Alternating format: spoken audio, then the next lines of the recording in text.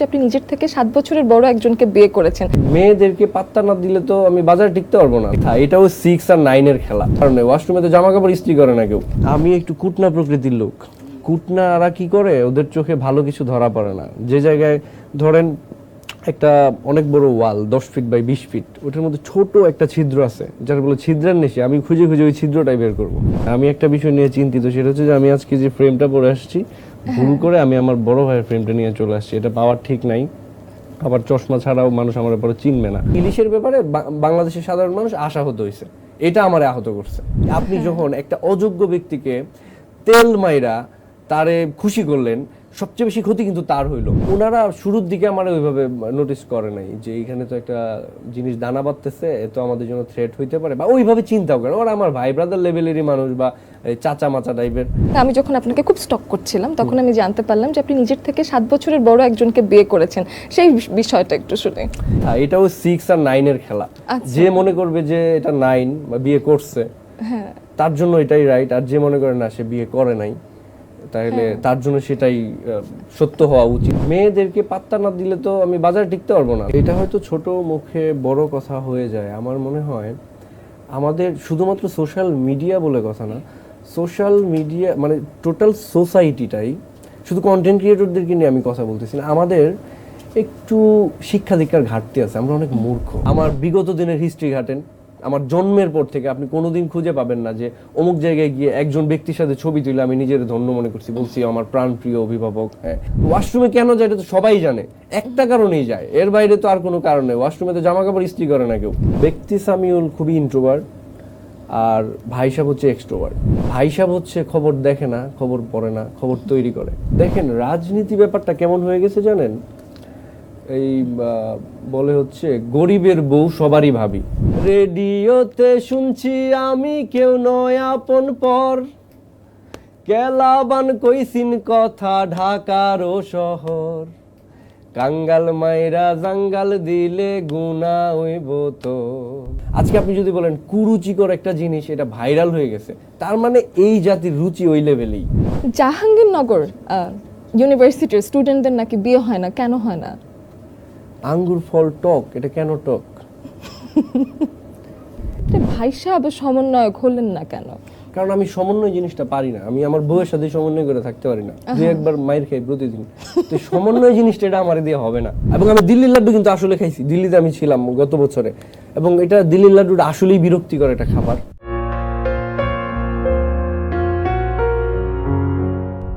Welcome to another brand new episode of the টাকরুম। আপনাদের সাথে আছি আমি অহনা তসনিম খান। আজকে আমাদের শোতে যিনি অতিথি হয়ে এসেছেন, তার হাস্যরস, তার বুদ্ধিদীপ্ততা এবং সমাজের নানান চিত্রকে মজার আঙ্গিকে ফুটিয়ে তোলার একটা আলাদা রকমের ক্রিয়েটিভিটি আছে তার।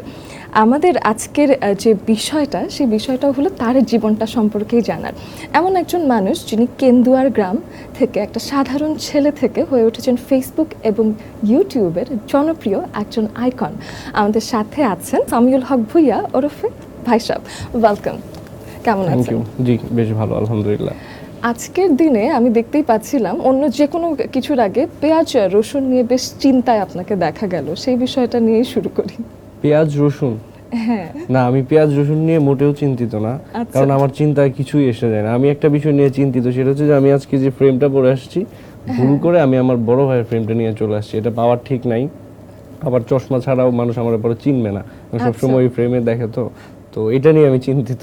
আর পেঁয়াজ রসুনের যে বিষয়টা, সেটা হচ্ছে যে দ্রব্যমূল্যের ঊর্ধ্বগতির যে প্রভাব, সেটা তো আমাদের সবার মধ্যেই আছে। এটা নিয়ে সবাই টেনশনেই থাকে, বিশেষ করে যারা বাজারে যাইতে হয় এবং যারা ইনকাম করতে হয় ফ্যামিলির জন্য, তার উপর তো একটা চাপ আছে। আমরা আশা করি খুব শিগগির আমরা স্বয়ংসম্পন্ন হব। কৃষিকে যদি ওইভাবে পেট্রোনাইজ করা যায়, আমার মনে হয় একটা সুদিন আসবে। আমাদের পেঁয়াজের জন্য এত হাহাকার করতে হবে না, রসুনের জন্য করতে হবে না।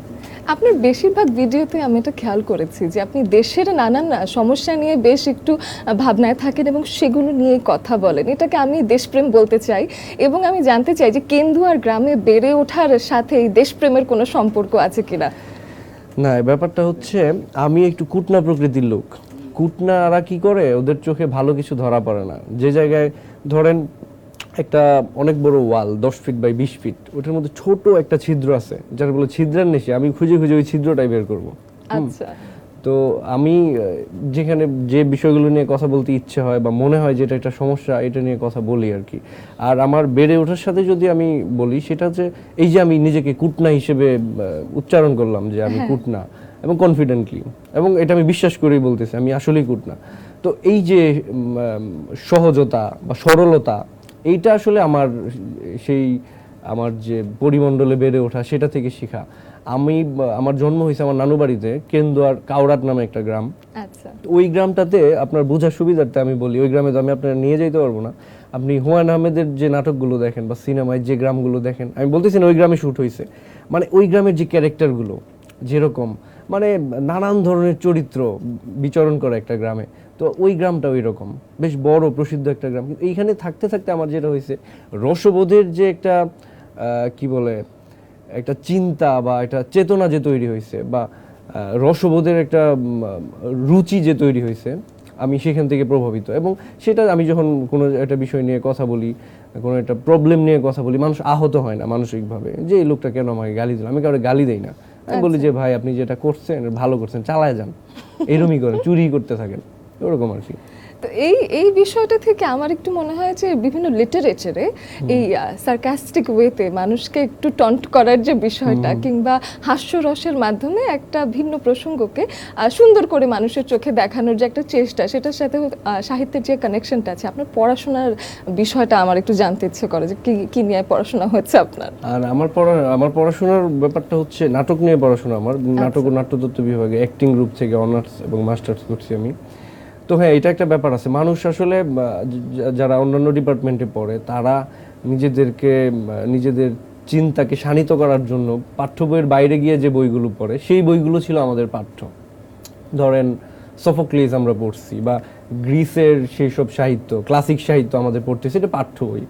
হ্যাঁ, এই শেক্সপিয়ার পড়তে হয়েছে, ওয়ার্ল্ড ক্লাসের সেই লিটারেচারগুলো আমাদেরকে স্টাডি করতে হয়েছে। তো সেই ক্ষেত্রে আইরনির একটা প্রভাব আছে আপনার কথার ভেতরে। হ্যাঁ হ্যাঁ হ্যাঁ হ্যাঁ, সেটা আছে। সেগুলো আরো বলবো, সামনে আরো বলবো, অনেক জ্ঞান দিব ইনশাআল্লাহ। আপনি বলেন।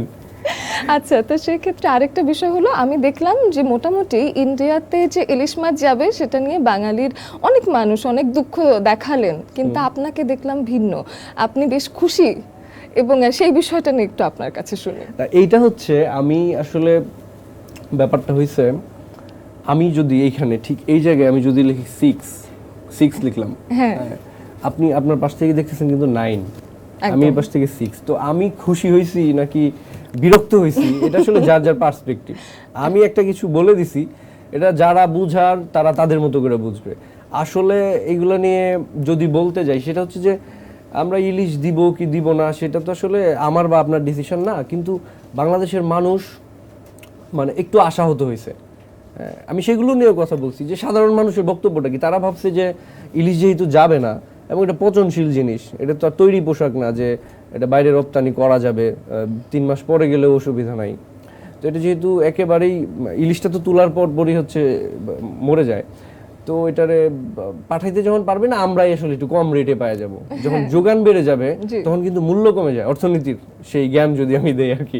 তো যোগান যখন বেড়ে যাবে অতিমাত্রায়, স্টক বেড়ে গেলে এটা রেটটা কমে যাবে, আমরা কম টাকায় পেয়ে যাব।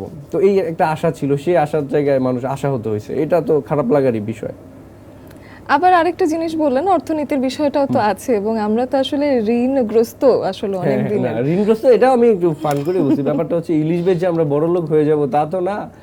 এটাও আসলে এটা ওয়ার্ল্ডে আমরা যখন সার্ভাইভ করব, আমরা যদি চিন্তা করি আসলে পৃথিবীর পার্সপেক্টিভ থেকে দেখলে বাংলাদেশ আসলে কি, অর্থনৈতিকভাবেই বলেন বা শিক্ষা দীক্ষা প্রযুক্তি যাই বলেন না কেন, আমি আমার বাংলাদেশকে ভালোবাসি, কিন্তু যে লোকটা ধরেন ইউরোপে বা আমেরিকায় বসে আছে, ওইখানকার যে নেটিভ, সে বাংলাদেশে কিভাবে দেখে, মানে আমরা যেরকম দেখি ওই চিপা একটা জায়গা আছে, ওরা কখনো ঢাকা শহরে আসে নাই, দেখে নাই, ওই খ্যাত যারে বলি, হ্যাঁ, ওরা হয়তো আমাদেরকে ওইভাবে ট্রিট করে। তো এরকম একটা জায়গায় দাঁড়ায় থেকে আমরা চাইলেই সব দিক থেকে স্বাধীন হইতে পারি না। একটা যারা রাষ্ট্রের পলিসি মেকার, তাদের অনেক কিছু মাথায় রাখতে হয়, রেখে ডিসিশন নিতে হয়। আর পলিটিক্যাল স্টেটমেন্ট অনেক সময় আসে যেগুলো আসলে মানুষের ব্যক্তি জীবনের সাথে সাংঘর্ষিক। এখন আমাকে যদি আজকে একটা রাষ্ট্রীয় পদে বসায় দেওয়া হয়, তখন আমি এখন যেভাবে কথা বলতেছি সেভাবে কথা বলতে পারবো না। সেখানে আমার আগে সেটা নিয়ে স্টাডি করতে হবে এবং সেটা আমার যে সচিব থাকবে তার সাথে শেয়ার করতে হবে যে আমি কিন্তু এটা বলার চেষ্টা করতেছি, বা অমুক যে একটা ইন্টারভিউ আসছে তো ওইটাতে আমি এই স্টেটমেন্টটা দিব। তো অনেক বাধাবন্ধকতা থাকে, তো অনেক কিছু মিলাই আসলে একটা রাষ্ট্র পরিচালনার দায়িত্বে থাকলে অনেক দিক থেকে চিন্তা ভাবনা করে তারপর ডিসিশন নিতে হয়। তবে আমি যেটা বলতে চাই, ইলিশের ব্যাপারে বাংলাদেশের সাধারণ মানুষ আশাহত হয়েছে, এটা আমার আহত করছে, এইটা হলো আমার স্টেটমেন্ট। আচ্ছা, তো এই ক্ষেত্রে আমি দেখেছি ভাই সাহেব, যেহেতু আপনি এই ধরনের যখন যা হচ্ছে না কেন আপনার ভাই সাহেব পেজটাতে আমি দেখেছি যে সব সময় যা কিছু হচ্ছে সেটা নিয়ে কথা বলছেন। তা আমি জানতে চাই পেজটার নাম ভাই সাহেব হলো কেন? আচ্ছা, ভাই সাহেব হলো কেন, সেটা হচ্ছে ভাই সাহেব ব্যাপারটা আমরা আমাদের সিলেট, ময়মনসিংহ, নেত্রকোনা ওই সাইডটাতে ভাই সাহেব বলা হয় হচ্ছে যে বাড়ির বড় কর্তা, আবার কোনো কোনো জায়গায় দুলা ভাইকেও ভাই সাহেব বলা হয়। তো ভাই সাহেবের যে রোল প্লে সোসাইটিতে বা ফ্যামিলিতে, আমি আসলে সেরকম একটা চরিত্র দাঁড় করানোর চেষ্টা করছি। আমি তো একজন অ্যাক্টর, আমার যদি বলেন যে আপনার পরিচয় কি, প্রফেশন কি, আমি বলবো আমি অ্যাক্টর। তো এখানে ভাই সাহেব চরিত্রে আমি অভিনয় করি। তো চরিত্রটার নাম ভাই সাহেব কেন হইলো, আমার কাছে মনে হয়েছে এরকম একটা চরিত্র হওয়া উচিত যে আসলে অনেক কিছুতে টেক কেয়ার করবে এবং একটা যে কোনো বিষয় নিয়ে গঠনমূলক সমালোচনা করবে এবং যখন প্রবলেম হবে সেটা সে ফেস করবে, মানুষদেরকে নিয়ে মানুষদের জন্য সে ফেস করবে একটা জিনিস, প্রবলেমগুলো সলভ করার চেষ্টা করবে, বা অ্যাটলিস্ট বলবে যে এটা এইভাবে এই ওয়েতে আগাইলে আমরা আরো বেটার ফিডব্যাক পাইতে পারি। তো সেই জন্যই ভাবা যে এটা ভাই সাহেব মানে একটা ব্যাপার আছে আর কি, ভাইজান ভাই সাহেব, ওদের একটা ব্যাপার থাকে না, খুব দায়িত্বশীল।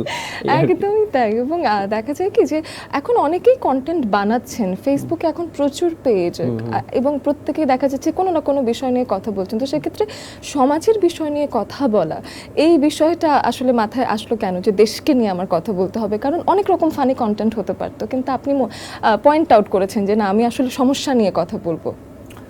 এইটা হচ্ছে কি, মানে মানুষকে আপনার 10টা সুন্দর দিক আমি বলে দিতে পারবো এবং আপনি মাইন্ড করবেন না, খুব খুশি হবেন। কিন্তু আপনার যদি একটা খারাপ দিক আমি যদি বলি যে সবই ঠিক আছে, কিন্তু দেখেন আপনি যে রিংটা পরছেন এই রিংটা না ঠিক ম্যাচ করতেছে না, আপনি কিন্তু মাইন্ড করবেন। তো এই যে আপনার রিংটা, আপনার লিটারালি নিয়েন না, আসলে রিং ম্যাচ করতেছে। তো বলতেছি যে আমি যে বলবো এই কথাটা বলার মানুষের সংখ্যা খুব কম। সবাই খেলে আপনার বলবো আরে বিরাট অবস্থা। এই আপনি যখন একটা অযোগ্য ব্যক্তিকে তেল মাইরা তারে খুশি করলেন, সবচেয়ে বেশি ক্ষতি কিন্তু তার হইলো। সে কিন্তু বুঝতে পারলো না তার প্যান্টের এই পাশটা ছেঁড়া, সে এইভাবেই হাঁটতেছে, সবাই তার নিয়ে হাসাহাসি করতেছে। কিন্তু আপনি যদি বলে দেন যে ভাই আপনার প্যান্টের তো সাইডটা ছেঁড়া আছে, এটা চেঞ্জ করে দেন, এখন আমরা আসলে ভয় পাই যে বলবো সে কি মাইন্ড করে কিনা। সে যদি বলে এইটাই আমার ফ্যাশন, এইটা আমার স্টাইল, তুমি কে আমাকে প্যান্টের ছেঁড়া নিয়ে কথা বলার জন্য?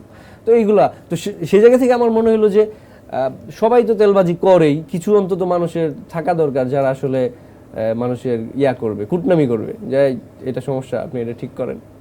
এই জায়গা থেকে আসলে প্রবলেম। এট ওয়ান পয়েন্ট আমার আসলেই মনে হচ্ছিল যে আমার রিংটা হয়তো ম্যাচ করেনি, আবার আপনি ঠিক করে দেন। আমি অনেস্টলি বলতেছি আমার রিং ম্যাচ করছে, এটা বোঝানোর জন্য বললাম। বাহ বাহ, বেশ। আমার ওই যে তাহলে নাটকের মানুষ অভিনয় ভালো হচ্ছে, যখনই যাই বলছেন না কেন খুব বিশ্বাসযোগ্য করে তোলার একটা বিষয় আছে। এবং হাস্যরসের বিষয়টা আমি একটু জানতে চাই যে নাটকের ভাষা কি বলে, বা পড়াশোনার নানান রকম সেক্টরের ভাষা কি বলে, যে হাস্যরস দিয়ে কি সমাজ পরিবর্তন সম্ভব? হাস্যরস দিয়ে সমাজ পরিবর্তন, আসলে সমাজ তো একটা বিরাট জিনিস, বিস্তর জিনিস। এইখানে সমাজ একটা হিউজ জিনিস, আবার এখানে প্রবলেমেরও কোনো শেষ নাই, হাজার হাজার প্রবলেম, মানুষের অভিযোগের শেষ নাই। মানে সব আপনি যদি বলেন মেট্রো রেল হয়েছে, মেট্রো রেল স্টেশনটা আমার বাড়ি থেকে মোটামুটি হাফ কিলো দূরে, আমার হাইটে গিয়ে উঠতে হয়, এটা তার জন্য কষ্ট। মানে মানুষের প্রবলেমের শেষ নাই। এখন সোসাইটির প্রবলেম সলভ করার জন্য এই হাস্যরস এটা আসলে কতটুকু কাজে দিবে এটা বিবেচ্য বিষয়।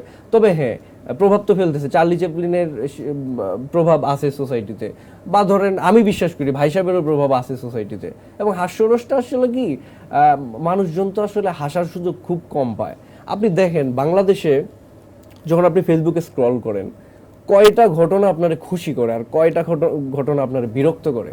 এই যে দেখতেছেন নিউজ আসতেছে আপনাদের দীপ্ত টিভির চ্যানেলে, আপনি নিউজগুলো দেখলেন, কয়টা সংবাদ আপনার খুশি করে, কয়টা সংবাদ আপনার একটু হাসতে সহযোগিতা করে? পাবেন না, 10%ও নাই। তো বিরক্তই হইতেছে মানুষ, দুঃখ পাচ্ছে, ব্যথা পাচ্ছে, বিরক্ত হচ্ছে। এর মধ্যে হাস্যরসের বড় অভাব। তো একটু হাস্যরস যদি আমরা বাড়াইতে না পারি তাহলে ব্যালেন্সটা হইতেছে না।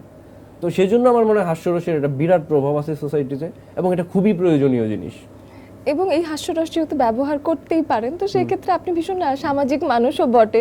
তো সেই ক্ষেত্রে এখন আপনি ময়মনসিংহে আছেন এবং আপনি আপনার বেশিরভাগ কন্টেন্ট সেখানেই আসলে এখন শুট হয়, ময়মনসিংহের একটা জায়গায়। আচ্ছা, তো সেই ক্ষেত্রে আমি জানতে চাই যে সেখানকার মেম্বার এবং চেয়ারম্যান তাদের সাথে আপনার সম্পর্ক কেমন, মানে ভাই সাহেবের সম্পর্ক কেমন? আচ্ছা, এটা খুব ইন্টারেস্টিং একটা বিষয়। আমার ব্যাপারে চেয়ারম্যান মেম্বারদের হয় কি, ধরেন ওরা তো ভিলেজ পলিটিক্স করে, অনেকেই আছে যারা হচ্ছে স্মার্টফোনের সাথে অভ্যস্ত না। তো যে লোকের হাতে স্মার্টফোন না, এই লোক আমরা চিনবে না, এটুক শিওর। আচ্ছা, হ্যাঁ, তো ওনারা শুরুর দিকে আমার ওইভাবে নোটিস করে নাই যে এইখানে তো একটা জিনিস দানা বাঁধতেছে, তো আমাদের জন্য থ্রেট হইতে পারে, বা ওইভাবে চিন্তাও করে। ওরা আমার ভাই ব্রাদার লেভেলেরই মানুষ, বা চাচা মাচা টাইপের। তো তবে একটা জিনিস কনসার্ন, যে হয়তো ভাবে আর কি যে একটা কিছু করব, কোন সময় আবার আমার নিয়ে কি একটা পেজ বাঁধায় দেয়, দেখা যাবে একটা ঘটনা বইলা ফেলাবে। এটা তো একটা, মানে সাংবাদিকদেরকে মানুষ কিন্তু ভয় পায়। হ্যাঁ, যে সাংবাদিকদের হাতে তো একটা আর্মস আছে, ওরা তো নিউজ করে দিবে, তারপর আমি যে চুরি করছি আমি তো ধরা খেয়ে যাবো। তো আমি আমার এলাকার চেয়ারম্যান মেম্বারদের কুটনামি করতেছি না, কিন্তু আমার মনে হয় তারা এ ব্যাপারে কনসার্ন যে ও আসলে একটা কিছু ঝামেলা করবে, একটু কুটনামি করে দিতে পারে, এবং এটা ভালো। এই জবাবদিহিতার ব্যাপারটা যদি সবার ব্যাক অফ দ্য মাইন্ড কাজ করে, তাইলে আমরা সুন্দর একটা সমাজ পাবো। আমরা তো বাংলাদেশ 2.0 তে সেটাই প্ল্যান করছি যে আমরা একটা জবাবদিহিতার রাষ্ট্র চাই, আমরা প্রত্যেকটা প্রশ্নের উত্তর চাই। আমাদের যতই রক্ত গরম হোক, মাথা ঠান্ডা, প্রশ্ন একদম উত্তর পেয়ে ছাড়বো, এরকম একটা বিষয়। আরেকটা বিষয় ঘটনাক্রমে, এবং আমি যখন আপনাকে খুব স্টক করছিলাম তখন আমি জানতে পারলাম যে আপনি নিজের থেকে 7 বছরের বড় একজনকে বিয়ে করেছেন। সেই বিষয়টা একটু শুনি। এটা তো সবাই জানে, এটা নতুন করে কিছু বলার নাই। সেই ঘটনা যদি বলেন, এখন আমি বরাবর যেটা বলি, এটা হয়েছে কি দিল্লির লাড্ডুর মতো, আপনি যদি খান তবুও পস্তাবেন, আবার না খাইলে তো খাওয়ার আগ পর্যন্ত পস্তাই থাকবেন। এই ঘটনাটা আসলে এটা সত্য কি মিথ্যা, এটাও 6 আর 9 এর খেলা। যে মনে করবে যে এটা 9 বা বিয়ে করছে, তার জন্য এটাই রাইট, আর যে মনে করে না সে বিয়ে করে নাই, তাহলে তার জন্য সেটাই সত্য হওয়া উচিত। তবে আমি যদি একদম ক্লিয়ার করে বলি যে আপনার কোশ্চেনের অ্যানসারটা যদি আমি দিই, এক্সাক্ট অ্যানসার যেটা সত্য, সেই অ্যানসারটা হচ্ছে ভাই সাহেব অত্যন্ত সুকৌশলে এই প্রশ্নটি এড়িয়ে যায়। মানে ম্যারিটাল স্ট্যাটাসটা আননোনই থাকলো এখন। এবং আমার মনে হয় এইগুলা প্রশ্ন উত্তর না দেয়াই ভালো। হ্যাঁ, মানুষের বলে আশাহত হবে। ওহো, এরকম হতো। তাহলে ভাই সাহেবের একটা ভালো ফ্যান ফলোয়ার আছে। তাহলে আমি একটু জানতে চাই, ইনবক্সে মেয়েরা এরকম কোনো টেক্সট পাঠায় কিনা যে খুব ইন্টারেস্টেড তারা? না, আমি বলি, আমি আমার ভাই সাহেব পেজের ইনবক্স আমার দেখার সুযোগ নাই। আমার ছোট ভাই আছে সজীব, ও হচ্ছে এগুলো সব দেখাশোনা করে। আমার মনে হয় না কেউ আমার পাঠাইলে, ও যেহেতু আমার ছোট ভাই, ওর সাথে আমি এত ফ্রি না, ও ওর মতো রাইখা দেয়, বায়া করে দেয় আর কি। বড় ভাইরে নকটক দিবে, আমি এগুলোর মধ্যেই নাই। আচ্ছা, তো মেয়েদেরকে পাত্তা দিচ্ছেন না একেবারে? পাত্তা দেওয়ার বিষয় না, আসলে বিষয়টা হচ্ছে যে এই মেয়েদেরকে পাত্তা না দিলে তো আমি বাজারে টিকতে পারবো না, মেয়েরা তো আমার দেখে। কিন্তু বিষয়টা হচ্ছে যে আমি আসলে কতটুকু প্রশ্রয় দিব, কতটুকু অ্যাক্সেস দিব, হ্যাঁ, তো সেটা তো আছেই, সেটা নিয়ে অসুবিধা নাই, যোগাযোগ করে হয়, সেটা ঘটে আর কি, কিন্তু এগুলো এখন বলা যাবে না। আচ্ছা, বলা যাবে না। তাহলে আমরা কথা সুকৌশলে কিংবা অপকৌশলে নানানভাবে আসলে পাচ্ছি না এই উত্তরটা। আরো কি ভিডিও দেখতে হবে? আরো অনেকদিন স্টক করার পরে কিছু কি জানতে পারবো কোনোদিন? না, আমি তো বলার জন্য আসছি, কি জানতে চান বলেন? ওই যে ম্যারিটাল স্ট্যাটাসটা তো এখনো জানলামই না, মানে আসলে কি আমাদের ভাবি আছে নাকি? হ্যাঁ, অবশ্যই ভাবি আছে, এবং এটা আমারে জিজ্ঞেস করতে পারে, আমার যে কোনো দর্শকরা আপনি জিজ্ঞাসা যে আসলে কি তার ওয়াইফ আছে কিনা। তুমি কি বলেন, আপনি জানেন না ওনার সাথে আপনি একটা শো করছেন, এটাই জানেন না? সে তো বিয়ে করছে যে, এবং তার শ্বশুর বাড়ি, তার বউ, তার বউয়ের বড় ভাইদের গল্প অহরহ আমরা সবাই জানি, আপনি কেন জানেন না? আপনার দোষারোপ করবে ওরা। আচ্ছা, তাহলে মোটামুটি আমি জেনে গেলাম। আরেকটা বিষয় আছে, সেটা হলো যে এখন সোশ্যাল মিডিয়াতে আপনি ভীষণ অ্যাক্টিভ, সোশ্যাল মিডিয়াতে সময় দিচ্ছেন এবং সেখানকার কন্টেন্ট নিয়ে কাজ করছেন। তো সোশ্যাল মিডিয়াতে এখন আপনার কি মনে হয় কোন পরিবর্তনটা আসলে এখনো প্রয়োজন? আচ্ছা, এটা হয়তো ছোট মুখে বড় কথা হয়ে যায়। আমার মনে হয় আমাদের শুধুমাত্র সোশ্যাল মিডিয়া বলে কথা না, সোশ্যাল মিডিয়া মানে টোটাল সোসাইটিটাই, শুধু কন্টেন্ট ক্রিয়েটরদেরকে নিয়ে আমি কথা বলতেছি না, আমাদের একটু শিক্ষা দীক্ষার ঘাটতি আছে। আমরা অনেক মূর্খ, ইনক্লুডিং মি। আমরা অনেক মূর্খ। আমরা আসলে একটা কাজ করার পরে ভাবি, হ্যাঁ, যে আচ্ছা এটা করলাম কি ঠিক হইলো, এইটা ভাবি না যে এটা যে করব, করাটা কি ঠিক হবে, এটা ভাবি না।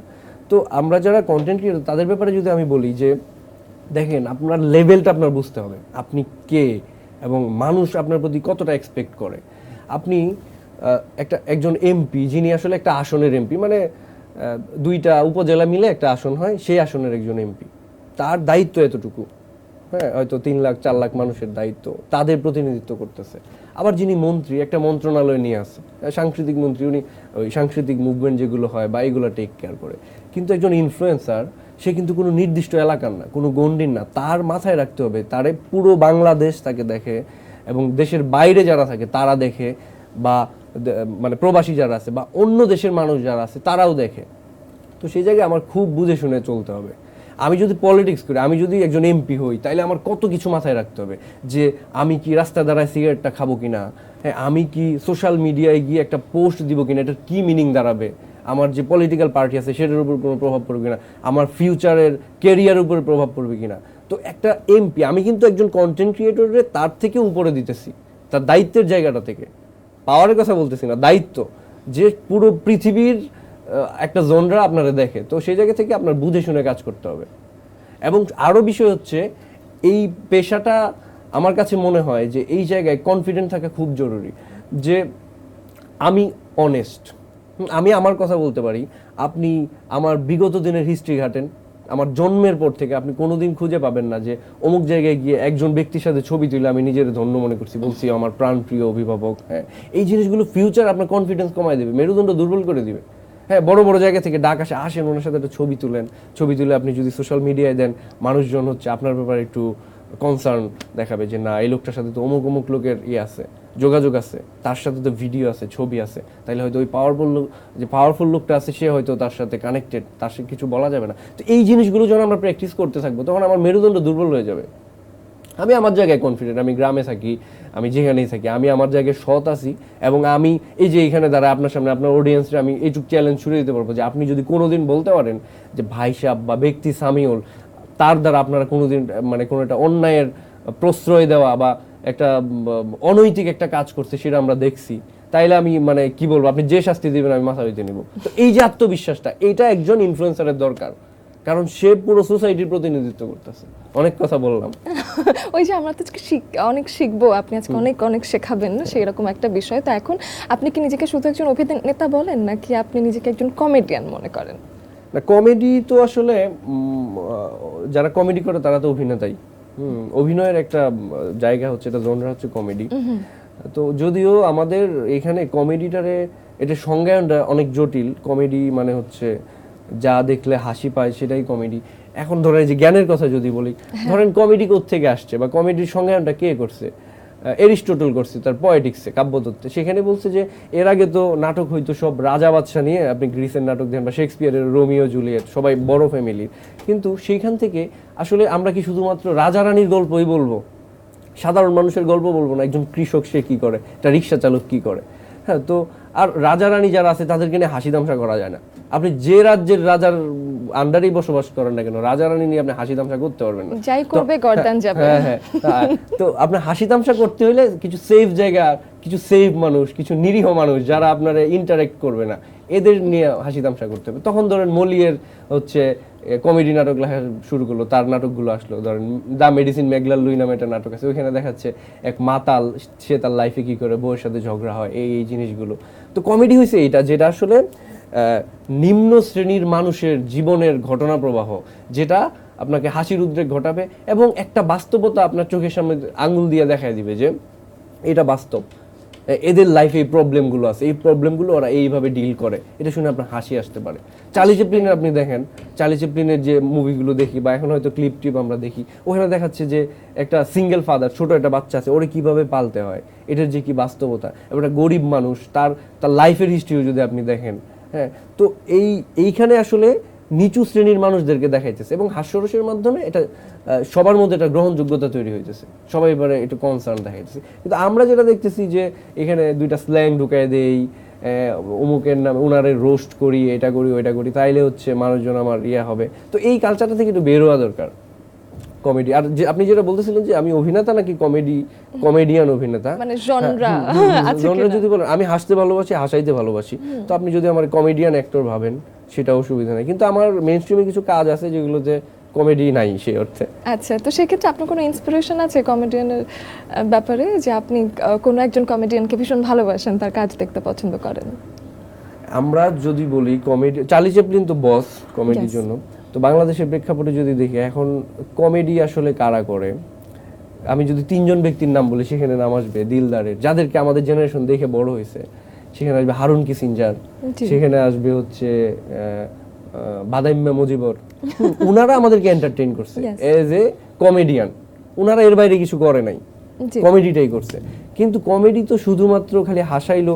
এখন ওই মোশাররফ ভাইয়ের কথা যদি বলি, উনি নিজের কমেডিয়ান হিসেবে, অ্যাক্টর হিসেবে উপস্থাপন করতে চায় না। উনি একটা অ্যাওয়ার্ডও ফেরত দিয়েছিল আমি যতদূর জানি। তো ব্যাপারটা হচ্ছে উনার অ্যাক্টিং আমার আসলে আলাদা একটা আনন্দ দেয়। একটা ঘটনা যদি বলি, FNF নাটকে, এটা হচ্ছে রেদওয়ান রনি ভাইয়ের নাটক, ওইখানে একটা সিন আছে এরকম, মোশাররফ করিম ভাই গিয়ে বলতেছে, এই মিথিলা কোথায় রে, মিথিলা কোথায়? মিথিলা বোন বলতেছে যে ও তো ওয়াশরুমে কেন? ও তাই তো, ওয়াশরুমে কেন, এটা তো আর বলা যায় না। তো এইখানে উনি সিরিয়াস একটা ঘটনার মধ্যে এই যে হালকা একটা পাঞ্চ লাইন দিল না, এখানে তেমন কিছুই না। মানে একটা মানুষের এরকম যখন সে খুব তটস্থ থাকে, তখন এটা ক্যারেক্টারের সাথে সাংঘর্ষিক না, যে সে হন্তদন্ত হয়ে খুঁজতে গেছে ওয়াশরুমে কেন।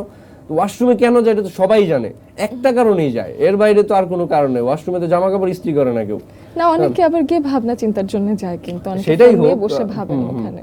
তো এইটা জানার জন্য উনি জিজ্ঞেস করেন না, উনি আসলে হাইপার হয়ে জিজ্ঞেস করছে। তো এরকম ছোট ছোট কিছু ট্রিটমেন্ট আছে তার অ্যাক্টিং এ, এরকম অনেক, চঞ্চল চৌধুরীরও আছে, বা মেনস্ট্রিমে যারা অ্যাক্টিং করতেছে এখন কিন্তু আসলে এই খুব কাটকুট্টা মার্কা অ্যাক্টিং এগুলো চলে না, না খুব এখন। স্ক্রিপ্ট বেসডও চলে না, বরং আমি শুনেওছি যে চঞ্চল ভাই অথবা মোশাররফ করিম ভাই, ওনারা স্ক্রিপ্ট ছাড়াও আসলে টেকগুলো দিয়ে থাকেন, এবং ওনাদের ন্যাচারাল টেকগুলোই আসলে বেশি গ্রহণযোগ্যতা পায় পরবর্তীতে।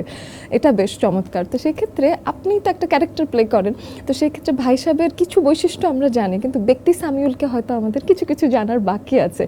ব্যক্তি সামিউল আর ভাই সাহেব, এই দুজনের মধ্যে পার্থক্য আর মিল দুটোই জানতে চাই। আচ্ছা, পার্থক্যের কথা যদি বলি তাহলে হচ্ছে ব্যক্তি সামিউল খুবই ইন্ট্রোভার্ট, আর ভাই সাহেব হচ্ছে এক্সট্রোভার্ট। মানে ও হচ্ছে ধুমধাম কাজ করে, ভাই সাহেব হচ্ছে খবর দেখে না, খবর পড়ে না, খবর তৈরি করে। আর সামিউল হচ্ছে খবর দেখে এবং পড়ে, কিন্তু খবরটা তৈরি করতে পারে না, বা মানে করে না। এই হচ্ছে আচ্ছা। পার্থক্য। আর মিলের কথা যদি বলেন তাইলে হচ্ছে তারা দুইজনই তাদের জায়গায় অনেস্ট, কনফিডেন্ট, যে কোনো জিনিস ফেস করতে সে রেডি, দুজনেই সাহসী। হ্যাঁ, আত্মবিশ্বাসী, মানে বাঘ দেখলে ভয় পায়, কিন্তু মানে নিজের ব্যাপারে কনফিডেন্ট আর কি, যে আমি জানি আমার কোনো জায়গায় কোনো ছেঁড়া ফাটা নাই, আমি সচ্চ। বিশাল একটা আন্দোলন গেল আমাদের, তো সেই বিষয়ে আসলে আমি জানতে চাই যে আপনার কন্ট্রিবিউশনটা আপনার জায়গা থেকে আসলে আপনি কি ভাবতেন সেই সময়? আমি কি ভাবতাম সেটা এক লম্বা হিস্ট্রি, এবং এটা নিয়ে অনেক অনেক ঘটনায় মিলে যাবে, অনেকের সাথে মিলে যাবে, এমনভাবে মিলে যাবে, তারপর হয়তো সাধারণ মানুষ ভাববে সবাই মিলে একটা স্ক্রিপ্ট করছে, ওই স্ক্রিপ্টের গল্প শোনাচ্ছে। তো আমি 16 তারিখে একটা ভিডিও আপলোড করি। তো 16 তারিখ মানে হচ্ছে জুলাইয়ের 16 তারিখ, জুলাইয়ের 16 তারিখ। তো মেইনলি তো সবচেয়ে বড় ভয়াবহ রূপটা আমরা দেখি হচ্ছে 19 তারিখে। 16 তারিখে আমি একটা ভিডিও আপলোড করেছি, তুমি কে আমি কে, ক্যাপশন ছিল এরকম। সেইখানে আমি বলতেছিলাম যে আমার বিশ্ববিদ্যালয়ের 15 তারিখ রাতে হচ্ছে আমার বিশ্ববিদ্যালয়ে একটা বিরাট সিচুয়েশন তৈরি হয়, পুলিশি অ্যাটাক হয় ছাত্রদের উপরে, অনেকে আহত হয়। তো এটা শুনে আমার খারাপ লাগতেছিল, আমার অনেক বন্ধু বান্ধব, অনেক জুনিয়র, ওরা আহত হয়েছে। আর ওইখানে হচ্ছে নেটওয়ার্ক ছিল না, আমরা তো সারা বাংলাদেশ 19 তারিখের পরে নেটওয়ার্কের বাইরে চলে গেছি, কিন্তু ওইখানে ওই সময় নেটওয়ার্ক ছিল না। তো আমার খুব খারাপ লাগতেছিল। পরের দিন আমি একটা ভিডিও বানাইলাম যে এটা কেন, আসলে কারা করে এগুলো নিয়ে আঙুল তুললাম। তো এরপর আমি দেখলাম ওই 19 তারিখ থেকে 18 তারিখ থেকে তো হচ্ছে তারপর নেট নাই, তারপর আর কিছু করার নাই, বসে থাকি ফোনে একটু টিয়া করি। তারপর আমি যখন নেট আসলো তখন আমি দেখলাম আমার ওই ভিডিওটা নাই। কিভাবে গেল এর মধ্যে আমি আর কিছুই বুঝতেছি না, কই গেল। এখন আমি থাকি যে জায়গায়, সে জায়গায় আমার ওয়াইফাই নাই। আমরা কিন্তু ওই ফোনের ডাটাটা পাইছি আরো পরে, 2 দিন পরে। তো ওয়াইফাই যারা আছে, সজীব ছিল আমার যে ছোট ভাই, ও হচ্ছে আমার বিভিন্ন আপডেট দিতেছিল যে এই অবস্থা চলতেছে, আমিও ফেসবুকে ঢুকতে পারতেছি না। তখন আমি বললাম তাহলে আমি কী করবো, ভিডিও বানাই ওরা আমি পাঠাবো কেমনে, এরকম একটা সিচুয়েশনের মধ্যে। তারপর আমি যেটা করলাম, কবিতা লিখলাম, কবিতা লিখে ফোনে টেক্সট করলাম যে আমি তো আন্ডারের বাইরে, আমার কাছে নেট নাই, ইন্টারনেট নাই। সেটা হয়তো ঘাটলে ঘুটলে একটু পাওয়া টাওয়া যাইতো, ওরে পাঠাইলাম, সে এগুলো এই কবিতাগুলো হচ্ছে এখানে যেটা হচ্ছে ইয়া করছে। এরপরে যে বলে যে ফোন পাইছিল, আমার ক্ষেত্রে এটা হয়েছিল। হ্যাঁ, আমি 27 তারিখে হচ্ছে 27 বা 28 তারিখে হোয়াটসঅ্যাপে হচ্ছে একটু নক পাই। নক পাওয়ার পর আমার কাছে হোয়াটসঅ্যাপ এতে আছে, এখনো হিস্ট্রি আছে, কেউ যদি বলে দেখতে চায় আমি দেখাইতে পারবো। তার বলে একটা ক্যাম্পেইন এরকম। তারপর আমি বললাম যে ওকে ক্যাম্পেইন, তো আমি বুঝতেছি আর কি যে এরকম, তখনও কিন্তু জানি না সবার সাথে ব্যাপারটা ঘটতেছে। আমি বললাম এটা আসলে এটা তো ভালোই, ওরা যেটা বলতেছে যে ভাঙচুর হইতেছে এগুলো নিয়ে একটু কথা বলুন। দেখেন ভাই, ভাঙচুর হইতেছে তো নানান কারণ, এটার পেছনে অনেক গল্প আছে। তো আমি শুধু শুধু এটা নিয়ে স্টেটমেন্ট দিলে আমার দর্শক আমার উপর ইয়া হবে, তাছাড়া এটা তো আমার একটা প্রমোশনাল পারপাস সার্ভ করতেছে আপনাদেরকে। হ্যাঁ, তো এটা তো পেইড হইতে হবে। তারপর বলে হ্যাঁ তাইলে এটার জন্য আপনার কত পেমেন্ট করতে হবে। আর আমি বলছি ভাই আমার তো পেমেন্ট হিউজ, হ্যাঁ, এবং এখান থেকে কোনো কম্প্রোমাইজ করার সুযোগ নেই, আমার তো আসলে 3 লাখ টাকা লাগবে। তো আমি জানি 3 লাখ টাকা ওরা আমার জন্য ইনভেস্ট করবে না, কারণ আমার থেকে অনেক বড় বড় মানুষ পাওয়া যাবে আরো কম টাকায়। আর আমি যদি সরাসরি ইগনোর করি যে না আমি এটা তো ইয়া করতে পারবো না, করবো না, তাইলে আসলে কি হবে, আমার ধরে নিয়ে যাবে কিনা। আসলে অস্থিতিশীল একটা সময়, তো সবাই বেশ কনফিউজ ছিল যে আসলে আমি বলবো নাকি বলবো না, অনেকেই ভেবেছেন কিন্তু। এবং আমি যে জায়গায় ছিলাম ওই ইয়ার সময়টাতে, আমি আমার বাড়িতে ছিলাম না, এরকম একটা জায়গায় ছিলাম যে অ্যাড্রেস কেউ জানে না। হ্যাঁ, এরকম একটা ব্যাপার ছিল। এবং আমি হচ্ছে আমার বাসায় বলা ছিল ওয়াশরুমের উপরে ছোট একটা খোপ থাকে স্টোর রুমের জন্য, আমার এরকম বলা ছিল, আমার সাথে যারা ছিল, আমি বলছি রাতে যদি পুলিশ আসে তাহলে আমি হচ্ছে এইখানে লুকাবো, এখানে চেক টেক করার কথা না, এরপরে যদি চেক কইরা ফেলায় তাহলে তো আর কিছু করার নাই। এবং আমি যেটা বলে দিছি যে এখানে হচ্ছে আমার ফ্যামিলিরে কোনোভাবে ইনভলভ করা যাবে না, কোনো সাংবাদিকের সামনে ইন্টারভিউ করা, বা আমি প্রিপারেশন নিয়ে রাখছি যে আমি অ্যারেস্টেড হইতে পারি। ওইরকম একটা সময় আমরা পার করছি আর কি। আচ্ছা, তো সেই ক্ষেত্রে আসলে একটা মানে আমি আমি বুঝতে পারি অনেকেই আসলে সেই সময়টা বেশ ভীত সন্ত্রস্তও ছিলেন এবং সব সময় আসলে চিন্তার মতো একটা সময় গেছে, কিন্তু অবশেষে আমরা কিন্তু মানে বাংলাদেশ 2.0 এখন সেটা নিয়ে কাজ করছি। তবে এটা আমি বলি যে আমার আয়নাঘর নিশ্চিত হয়ে গেছিল 5 তারিখের আরো আগে, হ্যাঁ, যে আসলে যদি এই পরিবর্তনটা না হইতো তাইলে হয়তো আমি না শুধু অনেক মানুষ, কারণ শেষ পর্যন্ত মানুষের পিঠ এসে দেয়ালে ঠেকে গেছে, এখন সে কি করবে মানতে পারতেছে না। এই যে দৃশ্যগুলো দেখতেছে হেলিকপ্টার থেকে একটা বাচ্চা, মানে এগুলা মানা যায় না। তারপর হচ্ছে মানুষজন যা আছে কপালে, এই জায়গা থেকে কিন্তু তারা তাদের অবস্থান পরিষ্কার করা শুরু করছে 5 তারিখের আরো আগে, 1-2 তারিখ থেকেই। তো সেই পরিবর্তনটা না আসলে অনেকের জীবনে এই ধরেন একটা দুর্দশা নেমে আসতে পারতো।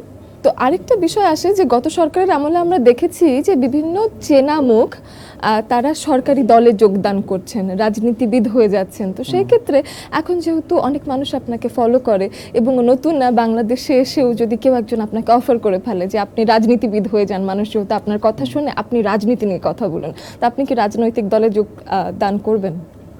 দেখেন রাজনীতি ব্যাপারটা কেমন হয়ে গেছে জানেন, এই বলে হচ্ছে গরিবের বউ সবারই ভাবি।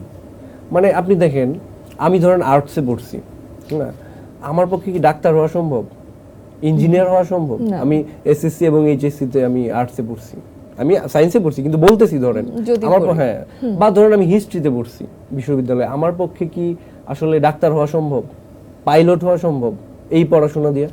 সেটার জন্য আমার আলাদা ফ্লাইং একাডেমিতে যাইতে হবে পাইলট হইতে চাইলে। কিন্তু রাজনীতি জিনিসটা এরকম হয়ে গেছে, আপনি ডাক্তার আপনি রাজনীতি করতে পারেন, আপনি ইঞ্জিনিয়ার আপনি রাজনীতি করতে পারেন।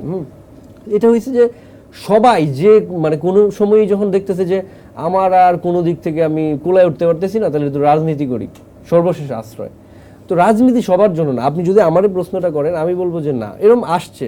আমি অত বড় মানুষ না, ধরেন স্থানীয় পর্যায় থেকে যে চলো একসাথে আমরা কাজ করি, আমাদের এলাকার জন্য কাজ করি, যে হ্যাঁ করেন, কি করতে হবে বলেন, আপনি একটা লাইব্রেরি বানান, 1000 বই নেন, এখানে আমি 200 বই দিব আপনারে, কিনে দিই বা মানুষের হাতে পায়ে ধরে প্রকাশকদের কাছ থেকে আইনে দিই, ভালো কাজ করেন। না আমরা বসি আলাপ করি, যে বইসে আলাপ করে ফেসবুকে দুইটা ছবি মেরে আপনি আমার ট্যাগ দিয়েছেন তাইলে তো এটা হইলো না। ভালো কাজ করার অনেক ওয়ে আছে। আপনি যারা রাজনীতি করে, আমি এগুলো নিয়ে কনসার্ন, আমি এই যারা এর আগে বা এখনো যারা রাজনীতি করে বা করতেছে, আমি যদি জিজ্ঞেস করি যে এই তুমি কেন রাজনীতি করো বলো তো, ও কিন্তু সদুত্তর দিতে পারে না, মুখস্থ যেটা বলে এটা মিথ্যা, ও চোখ দেখে বোঝা যায়।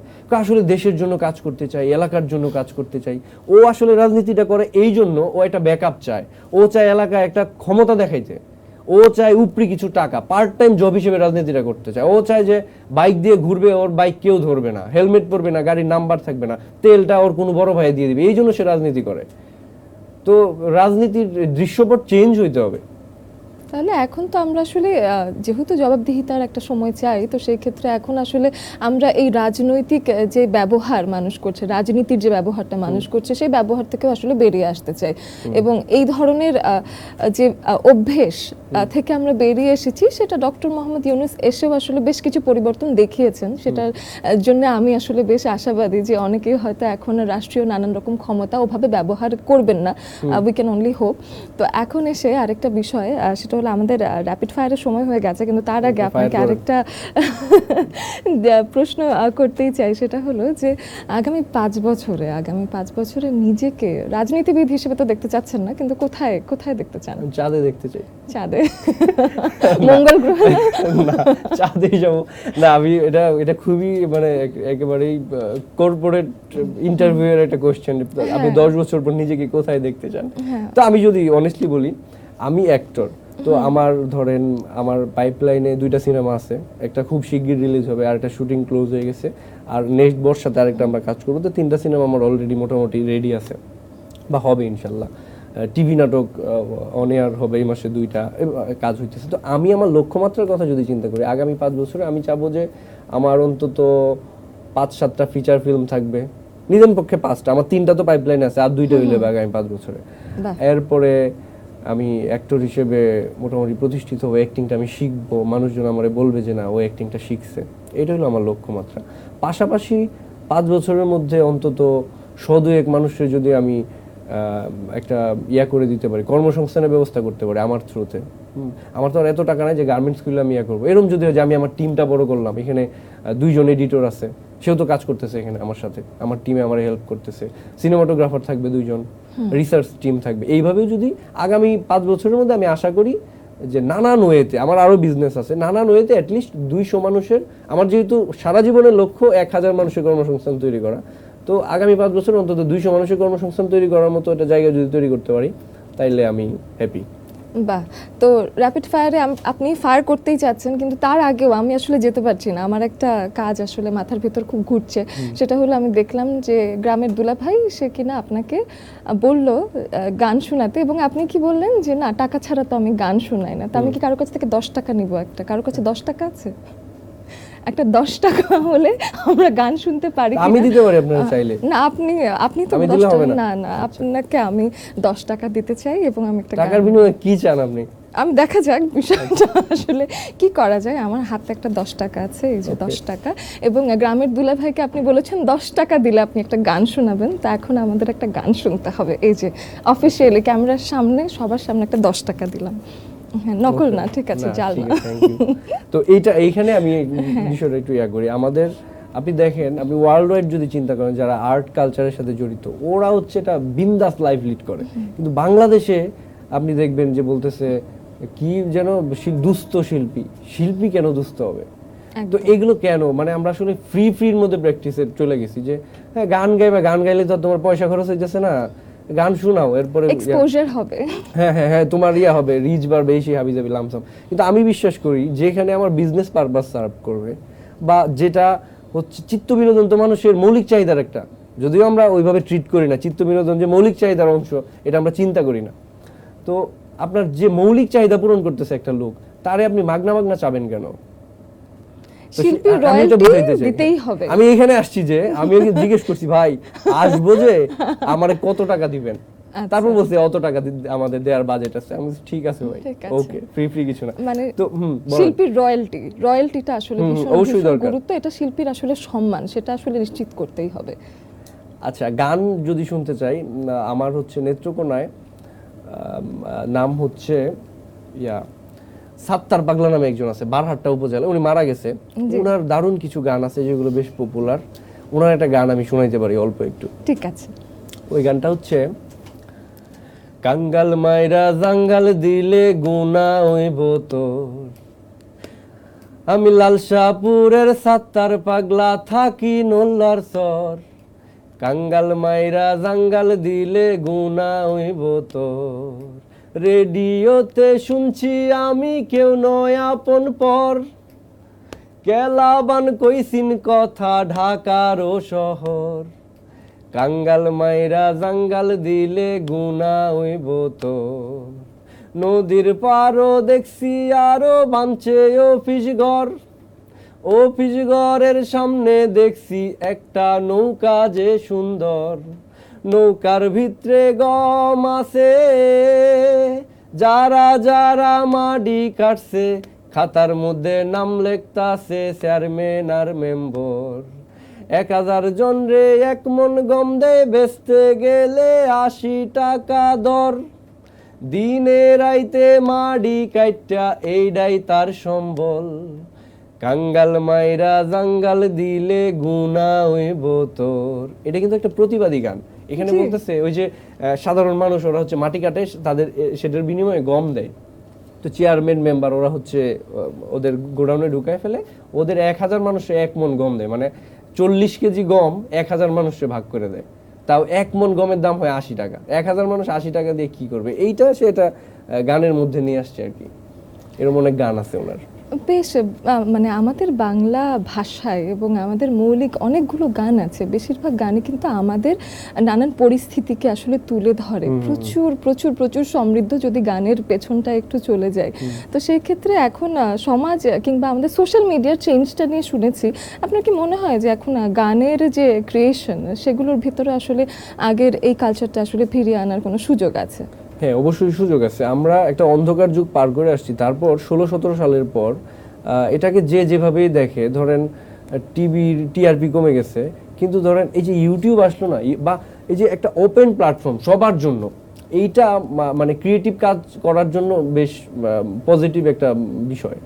তো আপনার এলাকার দারুণ যদি একটা গান থাকে, আগে আসলে সেটা প্রচার করার জন্য রেডিওতে আসতে হইতো, এখন ওই লোক রেডিও পর্যন্ত আসবে, ঢাকা শহর জীবনে আসে নাই। ওই সাত্তার পাগলার গান যে আপনি শুনতেছেন সেটা কিন্তু সোশ্যাল মিডিয়ার কারণে। আজকে বা আমাকেও যে আপনি দেখতেছেন সোশ্যাল মিডিয়ার কারণে। আমি তো টিভি সেলিব্রিটি না বা সোশ্যাল মিডিয়া পার্সোনালিটি না, আমার তো মানে কি বল মিডিয়া পার্সোনালিটি না। তো এই যে সোশ্যাল মিডিয়া আমাদেরকে কিন্তু একটা ওপেন জায়গা করে দিছে, যে আমি আমার ইচ্ছা মতো করে আমার ক্রিয়েশনগুলো আমি শেয়ার করতে পারতেছি। মানুষের যদি ভালো লাগে তাহলে নিয়ে নিতেছে, মাঝখানে অন্য কোনো এজেন্সি নাই। যেমন আমার দীপ্ত টিভিতে আসতে হবে, আয়শা বলতে হবে আমি গান গাইতে পারি, ভাই আমার একটা গান রেকর্ড করেন, তারপর দীপ্ত টিভি সেটা দেখবে, দেখে তারপর তাদের মনে হইলে তারা এটা আপলোড করবে, টিভিতে দেখাবে, তারপর দর্শকের যদি ভালো লাগে তারা আমারে পছন্দ করবে। তো এখন ওইটা তো আর নাই। আমার একটা পেজ আছে, আমি দিলাম আপলোড করে, মানুষের ভালো লাগলে বলতে আবার করেন। আবার এটার আছে, পৃথিবীতে অবিমিশ্রিত ভালো কিছু নাই, এটা খারাপ দিকও আছে, ব্যাড প্র্যাকটিস হইতেছে অনেক এটা দিয়ে। মানে সবাই নিজেরে টিকটকার বা ইউটিউবার ইনফ্লুয়েন্সার হিসেবে প্রতিষ্ঠিত করার জন্য মানে একদম একটা কি বলে অসুস্থ প্রতিযোগিতার মধ্যেও নামছে, এটাও আমাদের বলতে হবে। আসলে আমরা তো খেয়ালও করি যে আসলে ইদানিং কিছু বিকৃতিও দেখা যাচ্ছে কিন্তু, এবং সেগুলো ভাইরালও হচ্ছে। তো সেই রুচিটা কিন্তু দর্শকেরও একটা দায়ভার আছে সেখানে। হ্যাঁ, আমি বলি এটা হচ্ছে, এটা নিয়ে একটা কথা বলছিল আব্দুল নূর তুষার ভাই, আমার উনি খুব স্নেহ করে, বলে সোশ্যাল মিডিয়া এইটা হচ্ছে একটা সমাজের দর্পণ বা আয়না। এই আমার বলে যে তুই দেখবি এইখানে যে জাতি, যে লেভেলের, যে রুচির, সেইটা এখানে প্রতিষ্ঠিত হবে। আজকে আপনি যদি বলেন কুরুচিকর একটা জিনিস এটা ভাইরাল হয়ে গেছে, তার মানে এই জাতির রুচি ওই লেভেলেই, বুঝতে পারছেন? আপনি সত্যজিৎ রায়ের সিনেমা দেখতেছে না মানুষ, হ্যাঁ, কিন্তু ধরেন আমি নাম বলতে চাইতেছি না, তাদের সিনেমা চলতেছে, দেখতেছে মানুষ, কেন আসলে? মানুষের ব্যক্তিগত জীবন যেটা জাস্ট ফেসবুকে আপলোড হয়েছে সেটাতেই মিলিয়ন ভিউ দেখা যাচ্ছে। আমি রুচির ব্যাপারটা বলতেছি এখানে আসলে। এখন আমার যদি বলে যে তোমার এটাও তো রুচিশীল না, এটা আসলে পার্সপেক্টিভ যার যার কাছে। কিন্তু আমি জানি যে আমার এথিক্স বা আমার এস্থেটিক্স অনুযায়ী আমি যেটা করি আমি বুঝে করি এবং ক্লিয়ার আমার জায়গায়। তোমার ভালো না লাগলে সেটাও ওয়েলকাম, ভালো লাগলে তো ওয়েলকামই। আচ্ছা, এবং আপনি আমার সাথে পুরোটা সময় শুদ্ধ ভাষায় কথা বললেন। ভাই সাহেব আমি দেখেছি নেত্রকোনার ভাষার একটা ব্যাপার আছে, তো সেই ভাষাই আসলে কাজ করার ভাই সাহেব কেন?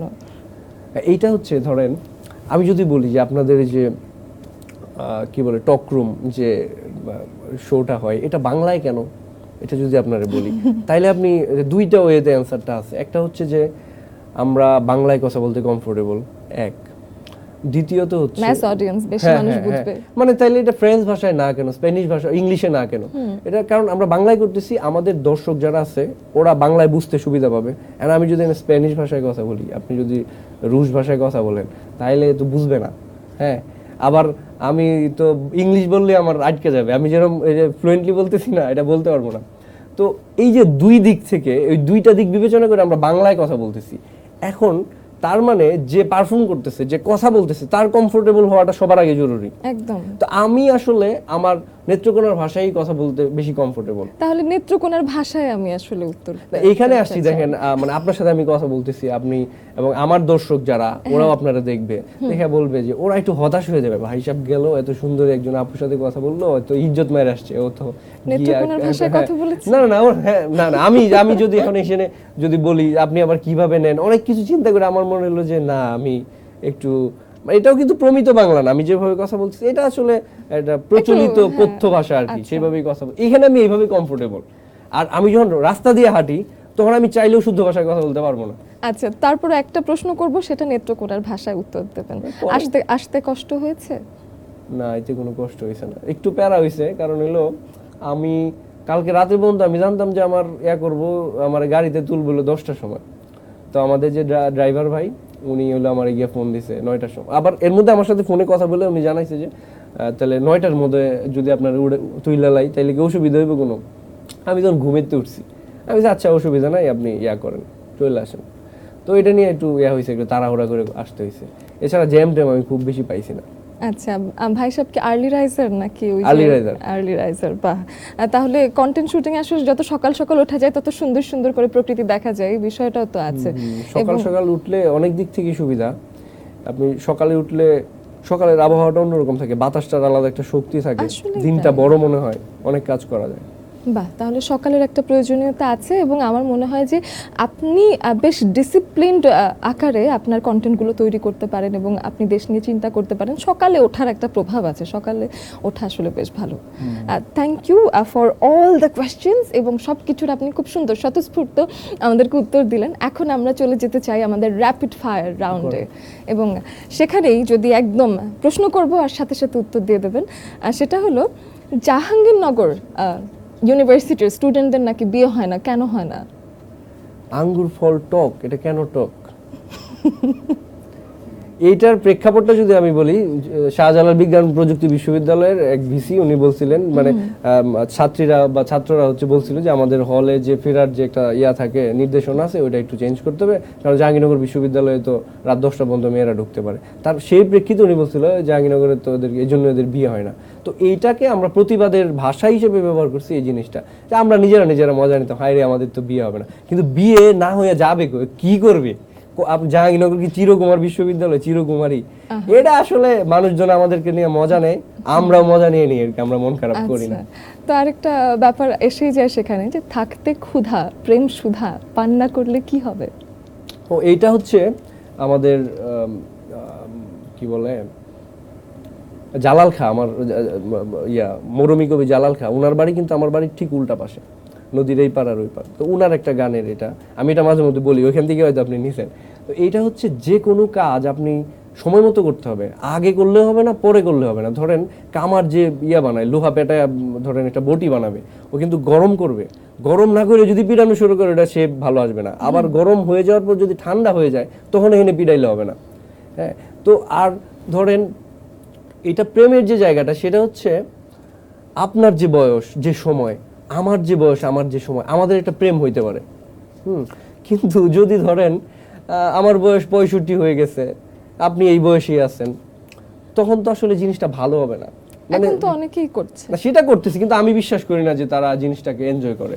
মানে তাদের যে রিলেশনশিপটা, এটা মানে হইতে পারে, ব্যতিক্রম তো থাকতেই পারে, কিন্তু আছে না একজন, ধরেন আমরা ছোটবেলায় 3 গোয়েন্দা পড়ছি, এই 3 গোয়েন্দা এখন কি পড়লে ভালো লাগবে?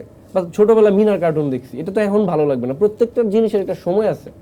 এখন আমরা প্রেম নিয়ে ভাববো, এখন আমরা প্রকৃতি নিয়ে ভাববো, এগুলার সময়।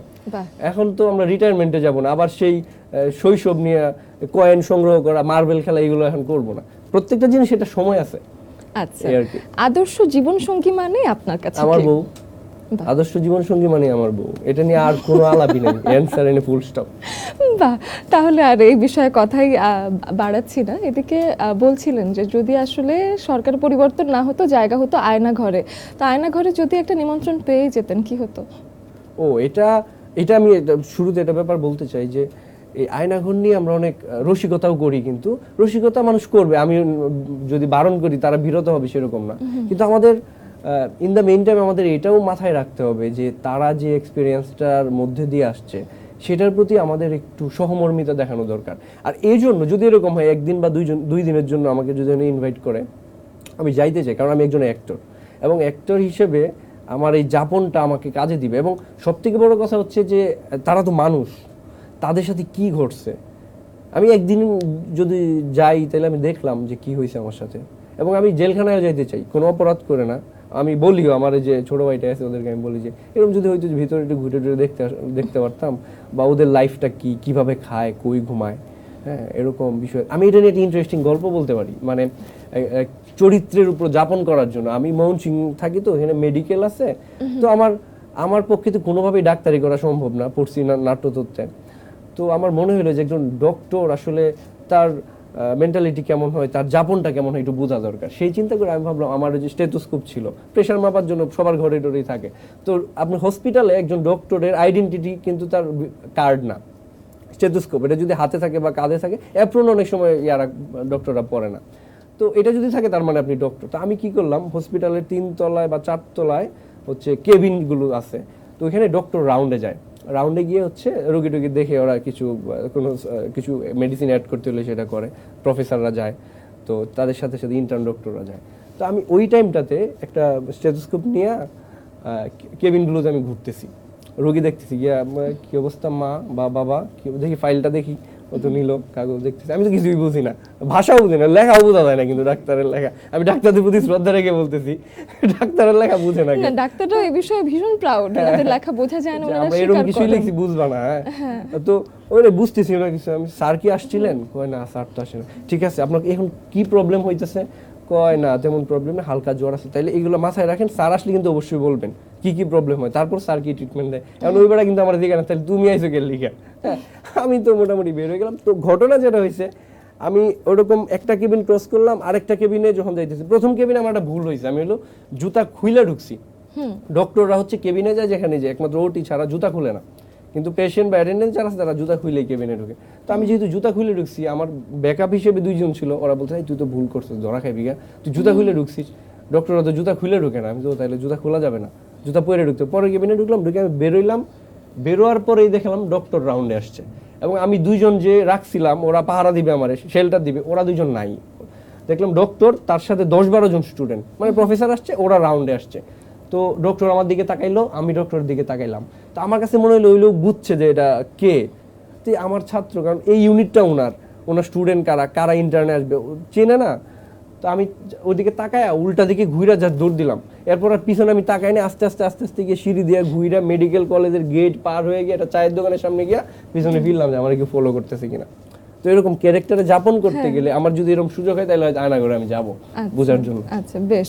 দর্শক বুঝতে পারছেন যে আমাদের আসলে র্যাপিড ফায়ারও বেশ একটু দীর্ঘায়িত হচ্ছে, কারণ ভাই সাহেব এসেছেন এবং তার অনেক গল্প আছে। ভাই সাহেবের ফায়ার একটু সময় লাগে, মানে সবকিছু একটু গল্প আকারে জানাতেই হবে। তো সেই ক্ষেত্রে আরেকটা বিষয় আছে, সেটা হলো অবশ্যই আমাদের সমন্বয়করা 2 জন আবার উপদেষ্টা টিমেও আছেন, এবং সেক্ষেত্রে অনেকেই আবার দেখা যাচ্ছে নিজেদেরকে সমন্বয়ক দাবিও করছেন। তো সেই ক্ষেত্রে ভাই সাহেব সমন্বয়ক হলেন না কেন? কারণ আমি সমন্বয় জিনিসটা পারি না, আমি আমার বউয়ের সাথে সমন্বয় করে থাকতে পারি না, 2-1 মাইর খাই প্রতিদিন।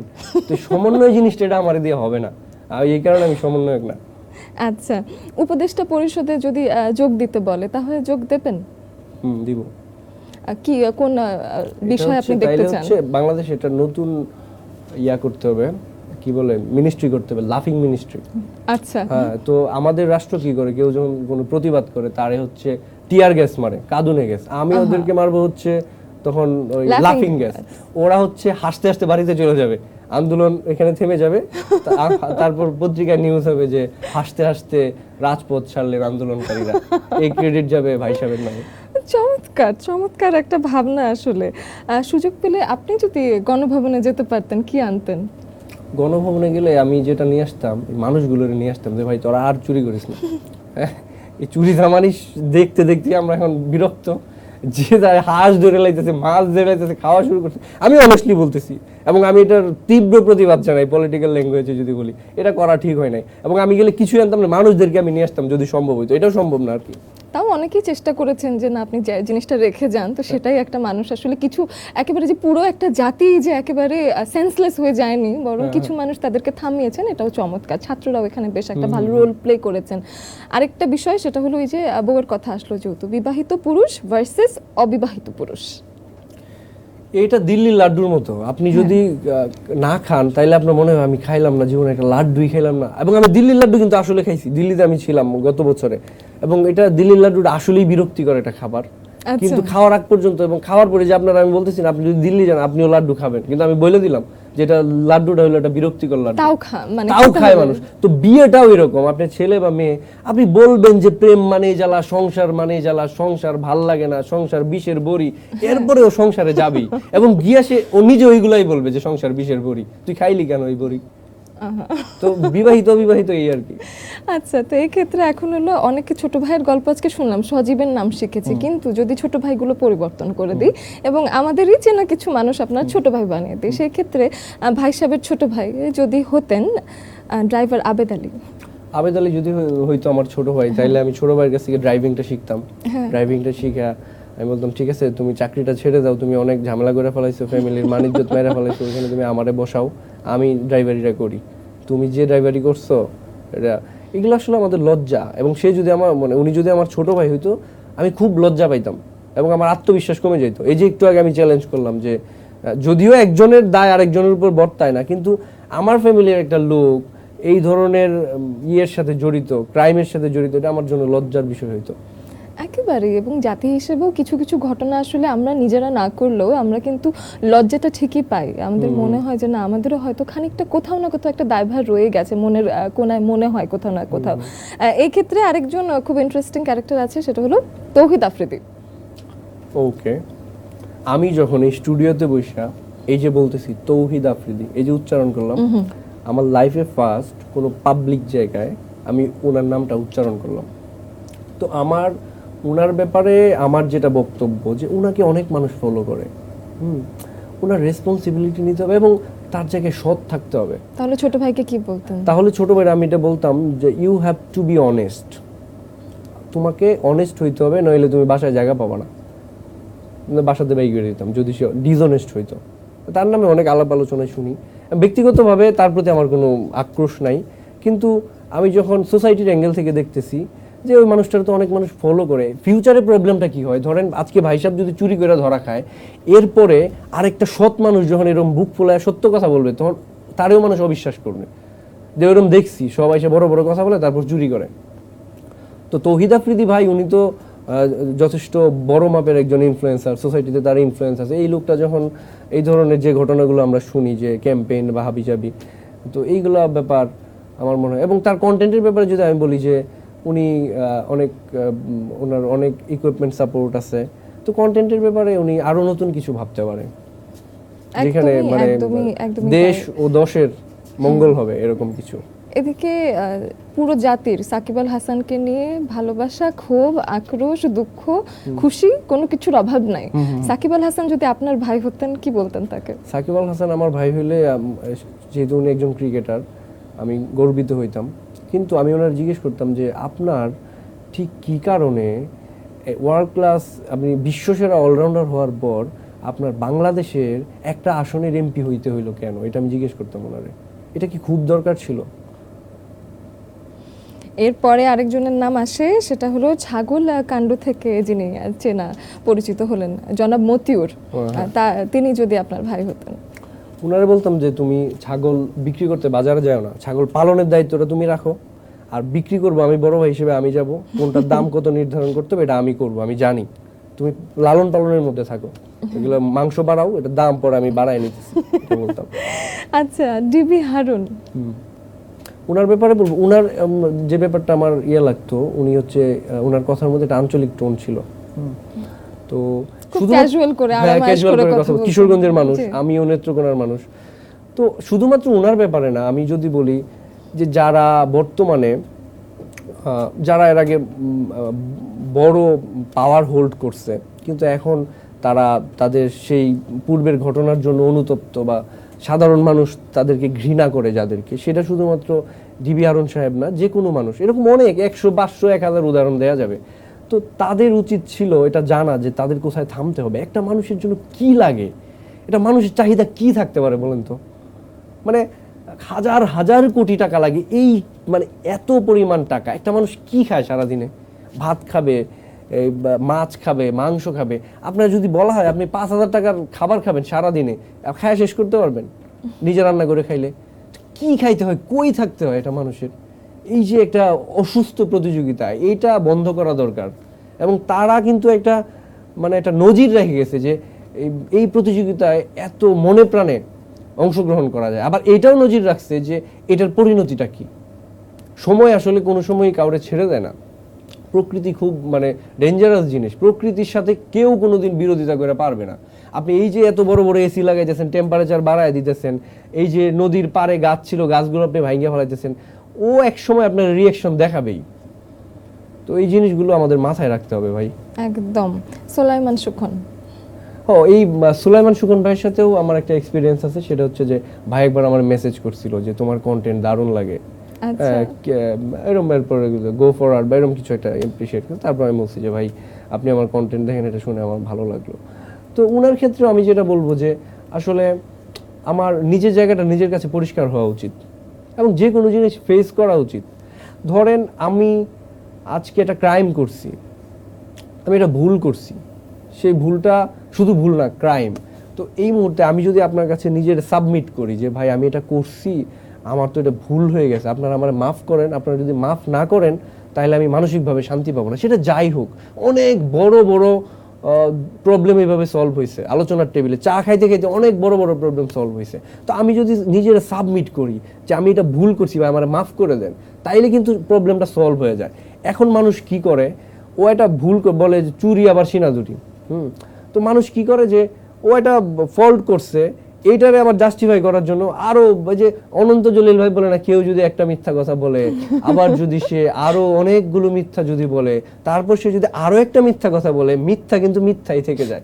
কথা কিন্তু অনেক দামি কথা, আপনি মিথ্যা বলেন, তারপর আরো মিথ্যা বলেন, আরো অনেকগুলো মিথ্যা বলেন, মিথ্যা কিন্তু মিথ্যাই থেকে যাবে।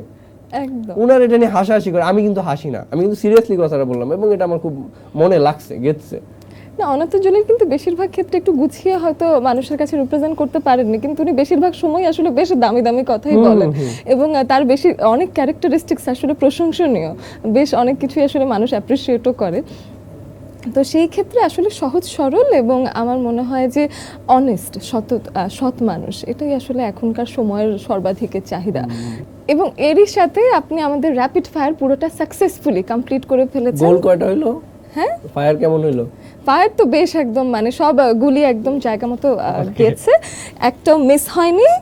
এবং সেটার সাথে সাথে আপনি হয়তো জানতেন না, র্যাপিড ফায়ার একটা গিফট আছে, আমরা আবার ভীষণ ভালো গিফট দিয়ে দিই। আমি জানতাম, কারণ আমি জিজ্ঞাসিলাম আমাকে কি কি দেওয়া হবে স্টুডিওতে আসলে, বলছে আপনারা কিছু টাকা দেওয়া হবে যাতায়াত বলতে, এবং একটা গিফট আছে। Thank you. এই যে এটা আমাদের র্যাপিড ফায়ারে আপনি যে জয়ী হয়েছেন, আপনি যদি না পারতেন তাহলে আবার না দিতে পারতাম, কিন্তু আপনি ওই যে গুলি যেহেতু জায়গা মতো গিয়েছে সেহেতু আপনাকে দেওয়া হলো।